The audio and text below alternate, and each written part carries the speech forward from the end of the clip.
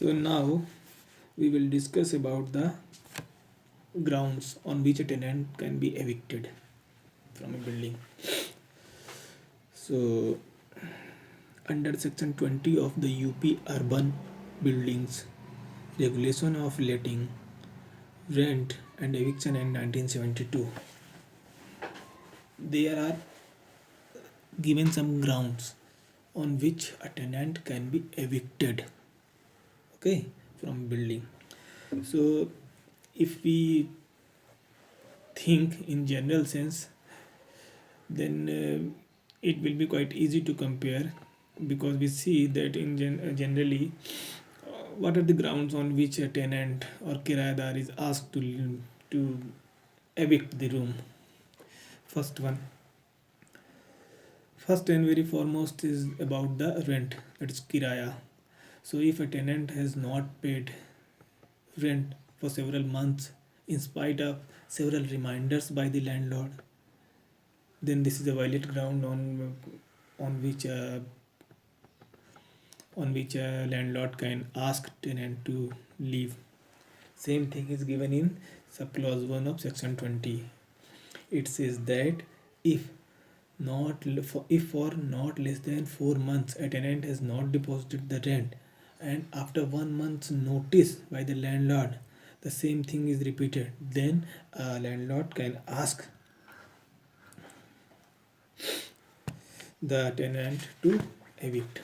But here one proviso, that proviso is applicable for the members of the Indian Armed Forces, means for the soldiers of Navy, Army and Air Force.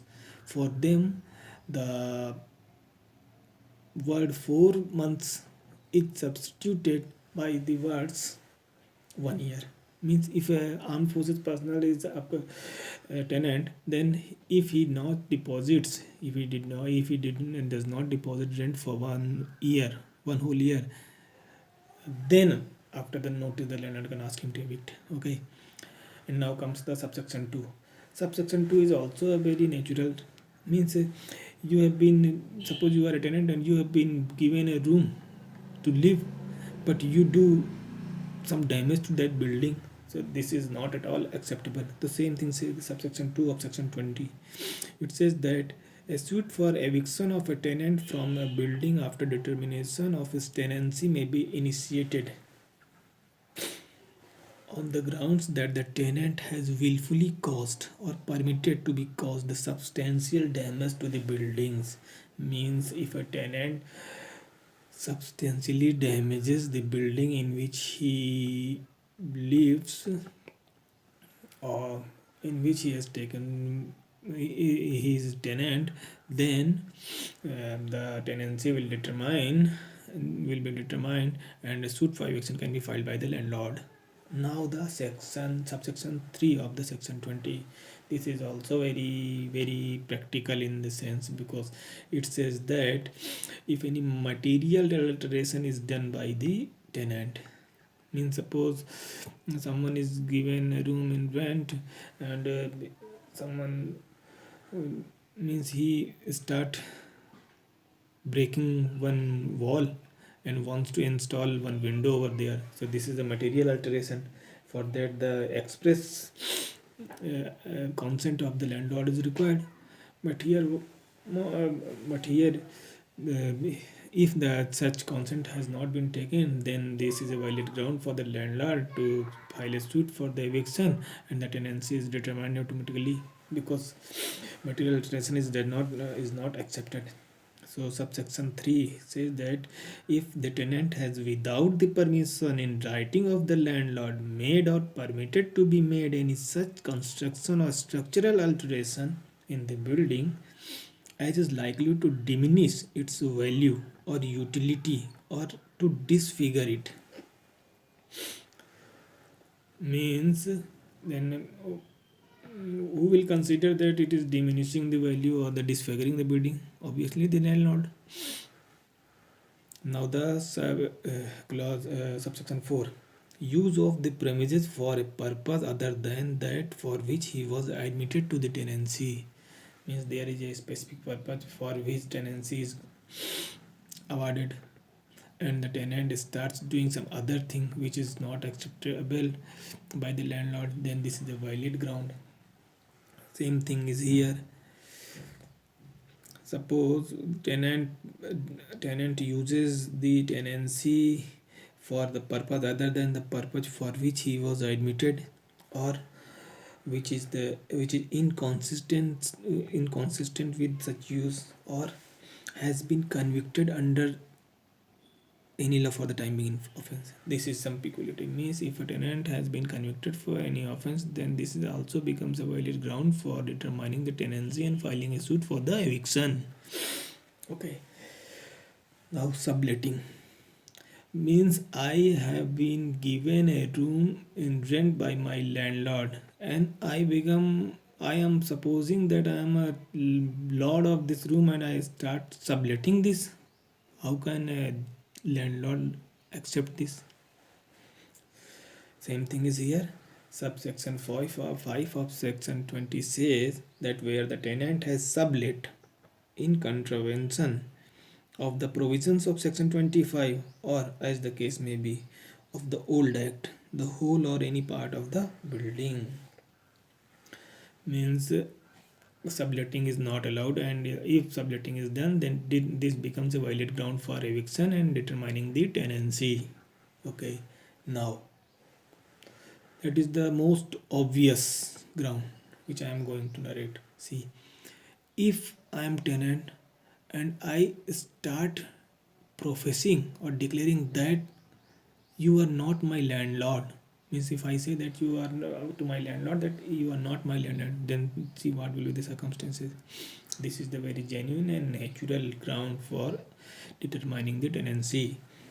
Subsection 6 of section 20 says that if the tenant has renounced his character as such and denied the title of the landlord, and the latter has not waived his right of re-entry or condoned the conduct of the tenant. Okay, means if tenant renounces his character as tenant or denied the title of the landlord, and the latter means the landlord has not waived his right of re-entry and condoned the conduct of the tenant. Okay, the same thing if you recollect, then same thing, almost same thing is given in Indian Evidence Act in the chapter of estoppels. There also a provision is there that a tenant cannot afterwards say that he is not my landlord. Okay, the same thing is here. Now subsection 7. Subsection 7 says that occupation of building as part of his contract of employment. This condition applies on the cases where the tenancy is awarded on the grounds of some sort of employment. Suppose I have a small ice cream plant in my house, and I have employed a workman to take care of that ice cream plant, and in winters I close that ice cream plant, so it is quite obvious that the tenant has also to come to an end. Same thing is here. Occupation of building as part of his contract of employment. Section 22G provides that a suit for the eviction of a tenant from a building after the determination of his tenancy may be instituted on the ground that the tenant was allowed to occupy the building as part of his contract of employment under the landlord and his employment has ceased. Okay, so actually whatever I have been telling you that under subsection so and so, these are not subsections, these are actually in numberings of the answer. Subsections you can refer from Bare Act. So this was the answer to the question that on what grounds a tenant can be evicted from a building. Okay, so these were the grounds that tenants has not paid arrear for 4 months, but army partners are allowed till 12 months. If tenants has damaged substantially to the building, or he has made any material alteration, or he uses the tenancy for any other purposes than which he was admitted for, like inconsistent with the use purpose other than the main purpose, or if he is convicted for any offense, then subletting of the building and denial of the landlord's title, and when the employment contract of employment comes to an end, then the tenancy related to that employment also comes to an end. This was the answer of the question. Thank you. Thank you.